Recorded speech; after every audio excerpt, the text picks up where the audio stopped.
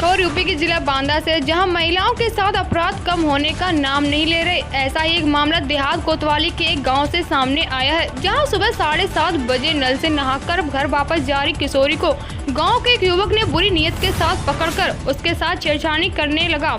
युवती द्वारा घटना का विरोध करने और शोर मचाने पर मौके पर उसकी मां भी पहुंच गई। मां ने जब बेटी के साथ हो रही घटना का विरोध किया तो युवक ने विरोध कर रही युवती के सिर पर ईंट मारकर घायल कर दिया, जिससे वह घटना स्थल पर ही बेहोश हो गई और दबंग युवक गाली गलौज करता हुआ जान से मारने की धमकी देने के बाद कहने लगा।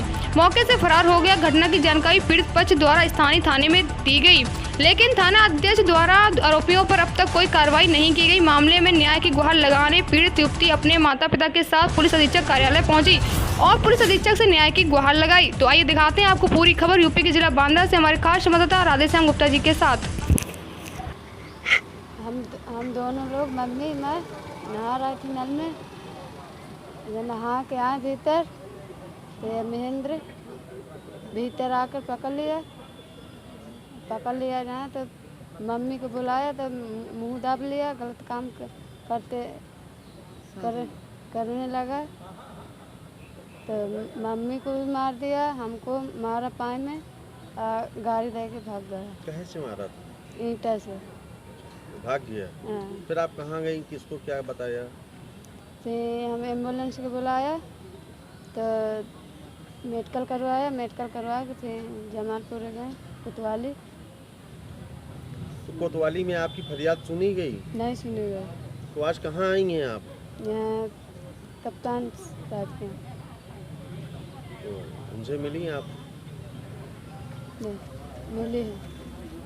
क्या आश्वासन दिया है आप कार्रवाई का? नहीं दिया। मारपीट के साथ और क्या क्या किया आपके साथ में? गलत काम किया। और माँ के साथ में क्या किया? ईंटा मारा, मर के भाग गया गुम्मा। क्या चाहती हो?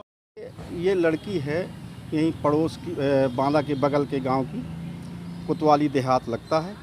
इसके साथ एक बगल का लड़के ने छेड़खानी की और बुरा काम करने की नीयत से इसको पकड़ा। जब ये शोर किया तो इसकी माँ पहुंच गई। माँ ने उसको पकड़ लिया तो वो भागने के पर्पज़ से माँ के सर में ईंटा मार दिया, जिससे वो गिर करके बेहोश हो गई और लड़की को भी गाली गलौज मारपीट के भाग गया। जिसकी शिकायत कोतवाली देहात जब अपने पिता को बुलाया, इन्होंने मजदूरी करने चला गया था तो लेके गए, तो वो व्यक्ति वहाँ पहले से अपने पिता के साथ बैठा था और एसओ साहब से अपना क्या बात किया अब ये ऊपर वाला जाने। बशर्ते इनकी कोई कार्रवाई नहीं की गई।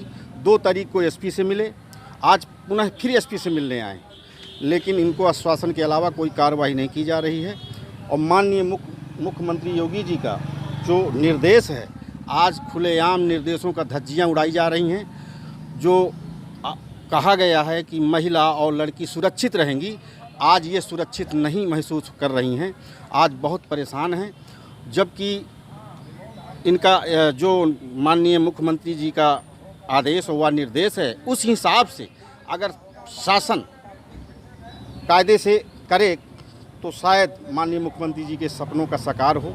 लेकिन ऐसा पुलिस विभाग और अन्य विभाग को क्या कहें, लेकिन हम ये चाहते हैं कि इनको न्याय मिले और ऐसे दरिंदे को तत्काल गिरफ्तारी होना चाहिए।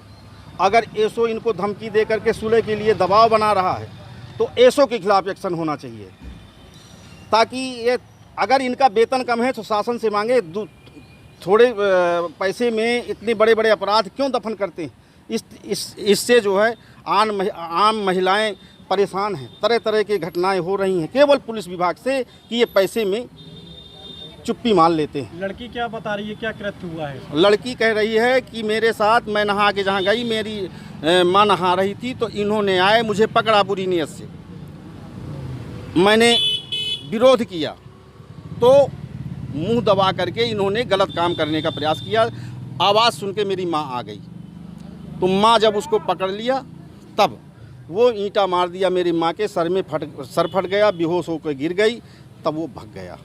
ये लड़की बता रही है और यही एसपी साहब के यहाँ 2 तारीख को उन्होंने कहा और एसपी लड़की हम कह रहे हैं कि यदि कोई किसी तरह की बात है तो स्वतंत्र होकर के जांच हो, 161 164 के लड़की के बयान हो, क्या सही है